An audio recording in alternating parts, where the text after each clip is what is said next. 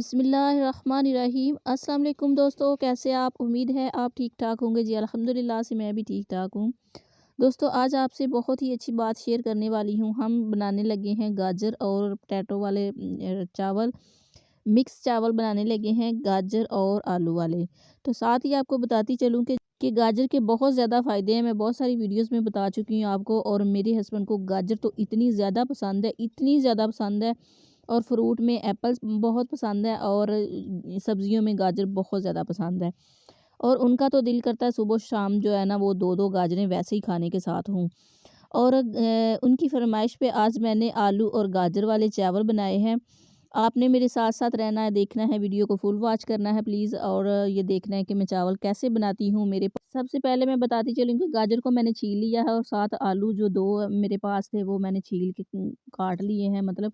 और जी मैं बताती चलूँ कि जो गाजर दिसंबर में पकी है, जनवरी में और फरवरी में, ये बेहतरीन गाजर होती है। जितनी ज़्यादा ठंड में पकेगी ये बेहतरीन होगी, हमारी नज़र के लिए अच्छी होती है, मैदे के लिए बहुत ज़बरदस्त गाजर होती है।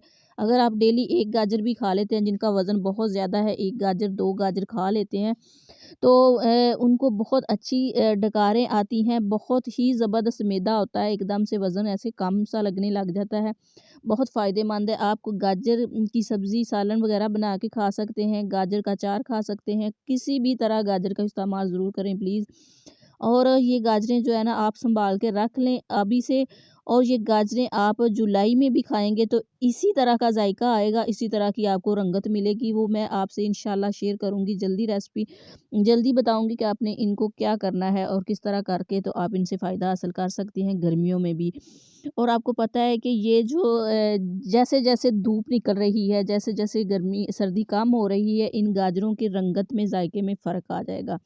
और अभी तो गाजरें माशाल्लाह से काफ़ी पक रही हैं, मज़ीद पक रही हैं। अच्छा जी, यहाँ पे मसाला जो है ना आपने देखा है स्टार्टिंग में कि मसाले के साथ मैंने क्या किया है, डिफ़रेंट काम किया है कि मैंने मसाला जो है वो वाधु ही डाल दिया है। काफ़ी मिकदार में मैंने मसाला डाल दिया है, और आज तो मैंने हद ही कर दी है। मतलब ज़ीरा बहुत ज़्यादा आपने इस्तेमाल करना है, खुश्क धनिया भी, और बड़ी इलायची डाली है, क्योंकि ये दोनों चीज़ें ना बस ऐसे ठंडी सी होती हैं, बादी सी होती हैं, और बच्चों को वैसे ही वो हवा वगैरह की वजह से अचानक से इन्होंने टोपियाँ उतारी हैं, स्कूल वालों ने उतरवा दी हैं टोपियाँ। और जो मेरा छोटू है ना वो सूं-सूं कर रहा है, यानी कि मुझे उसको ज़ुकाम लगा तो नहीं, लेकिन ना मुझे फ़िक्र सी हो रही थी, तो आज मैंने उसे गुड़ वाली चाय के अंदर जुशांदा डाल के तो एक्स्ट्रा मतलब सॉरी, मैंने एडवांस ही दे दिया है। मैंने कहा अल्लाह पाक आपको शिफ़ा दे।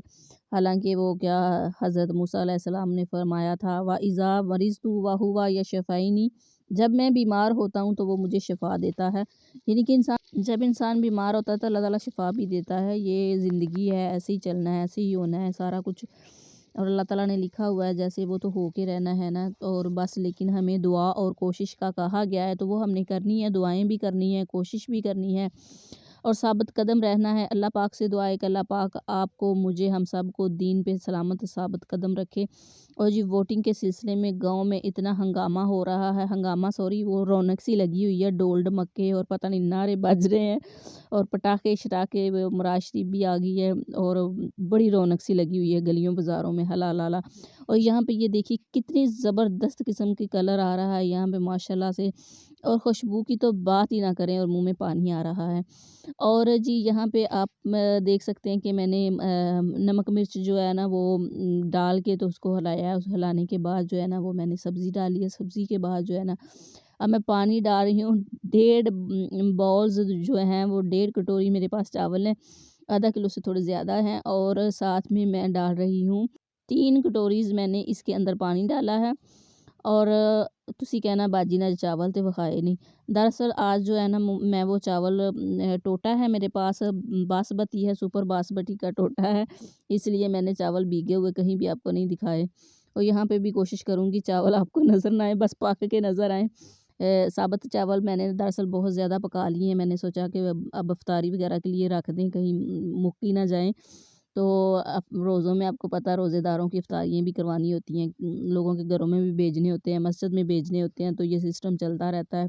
अल्लाह पाक से दुआ है कि हम सब मुसलमानों को ये नेकियों का सीज़न है, और भाग-भाग के नेकियां कमाने का जो है ना मौका दे हमें।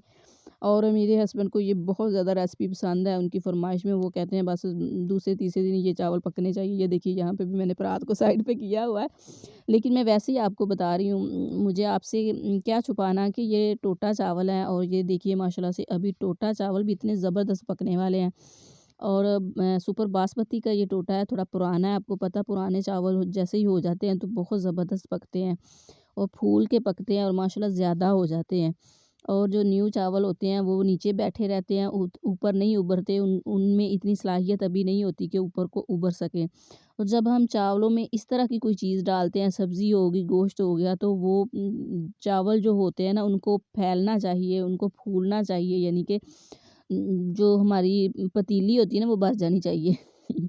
यानी कि बरकत डाल जानी चाहिए। और जी यहाँ पे हम देखेंगे एक बार उठा के ढक्कन और इनको चखेंगे, नमक वगैरह का हमें पता चल जाता है और इसकी पकाई का पता चल जाता है, अंदाज़ा हो जाता है कि हमने दम जो है पोने का वो भिगो के देना है कि खुश्क देना है। यहाँ पे एक बार चेक ज़रूर करना चाहिए।